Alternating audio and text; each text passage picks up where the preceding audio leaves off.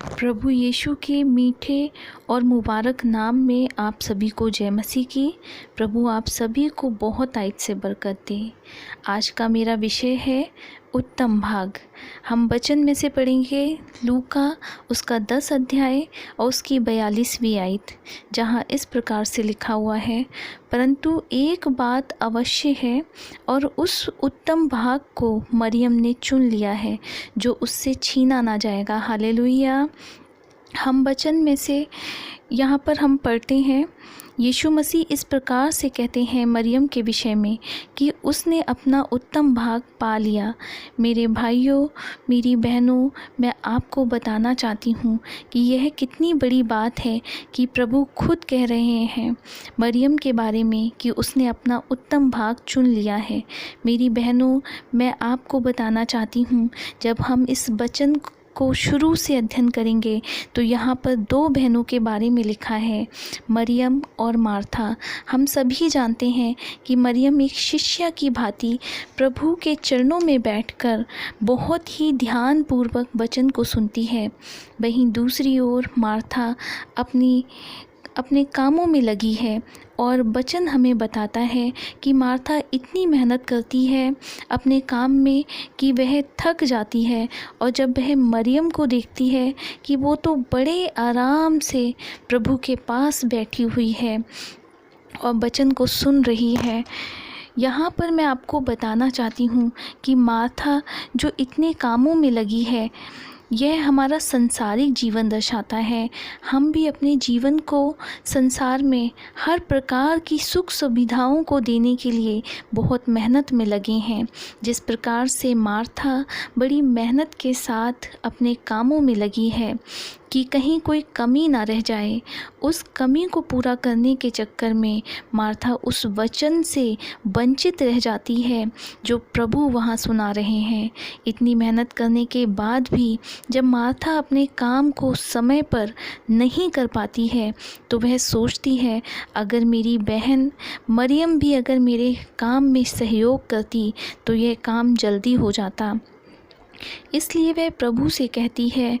लूका उसका 10 अध्याय उसकी 40वीं वर्ष में हम पढ़ेंगे। यहाँ इस प्रकार से लिखा हुआ है, हे प्रभु, क्या तुझे कुछ भी चिंता नहीं कि मेरी बहन ने मुझे सेवा करने के लिए अकेला ही छोड़ दिया है? इसलिए उससे कहे कि मेरी सहायता करे। हालेलुया। यहाँ पर प्रभु ने उसे बड़ा ही खूबसूरत उत्तर दिया। मैं आपके सामने पढ़ना चाहूँगी लूका उसका 10 अध्याय उसकी 41वीं आयत, जहाँ इस प्रकार से लिखा हुआ है, प्रभु ने उसे उत्तर दिया, हे मार्था, तू बहुत बातों के लिए चिंता करती है और घबराती है। मैं आपको बताना चाहती हूँ, इस संसार में रहते हुए आज हम सब भी बहुत सारी चीज़ों के लिए चिंता करते हैं।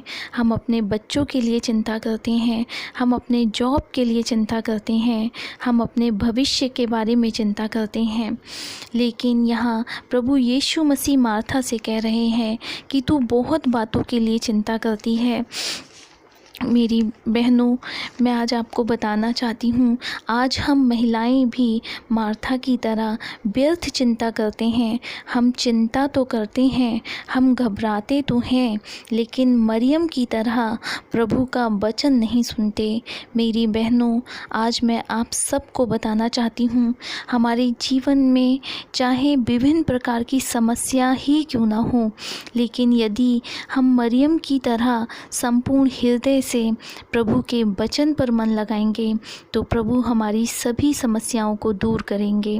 मेरे भाइयों और मेरी बहनों, आज ये मुझे और आपको स्वयं चुनना है कि हमें मार्था की तरह व्यर्थ की चिंता करनी है या मरियम की तरह अपना उत्तम भाग चुनना है। वो उत्तम भाग जो कोई हमसे छीन नहीं सकता, जो प्रभु हमें देता है, जिस पर सिर्फ हमारा अधिकार है।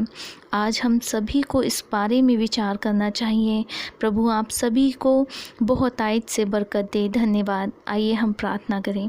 धन्यवाद, धन्यवाद सर्वशक्तिमान पिता परमेश्वर, एक बार फिर से आपके चरणों में आते हैं और आपको धन्यवाद की भेंट चढ़ाते हैं। प्रभु आपने अब तक हम सबों को संभाला मेरे प्रभु, आगे भी आप इसी प्रकार से हमें संभालें मेरे परमेश्वर। हाँ परमेश्वर, आज हमने जो सीखा है प्रभु, आज हम इस पर अमल करने वाले भी बन सकें मेरे परमेश्वर। हाँ प्रभु, हम मार्था की तरह व्यर्थ की चिंताओं को छोड़कर मरियम की तरह परमेश्वर वो उत्तम भाग को चुनने वाले बने मेरे परमेश्वर। आप ऐसा ज्ञान, ऐसी सद्बुद्धि हमें दीजिए मेरे परमेश्वर। हाँ प्रभु, आज मैं प्रार्थना करती हूँ उन सभी लोगों के लिए जो ये प्रार्थना को सुन रहे हैं मेरे परमेश्वर। आज आप उनके जीवनों में अपने बड़े काम को करें मेरे परमेश्वर। हाँ प्रभु, हर एक प्रकार का बंधन जो किसी भी चिंता फिक्र का क्यों ना हो, मैं यीशु नासरी के नाम से तोड़ती हूँ मेरे परमेश्वर। हाँ मेरे प्रभु, आप उन सबों की चिंताओं को दूर करें। हाँ परमेश्वर, अपनी असीम शांति से उनको भर दीजिए मेरे परमेश्वर। हाँ मेरे प्रभु, मैं सब कुछ तेरे हाथों में सौंपती हूँ और तेरे प्यारे बेटे हमारे उद्धारकर्ता प्रभु यीशु के जीवित और सामर्थी नाम में होकर के मांगती हूँ, आमीन।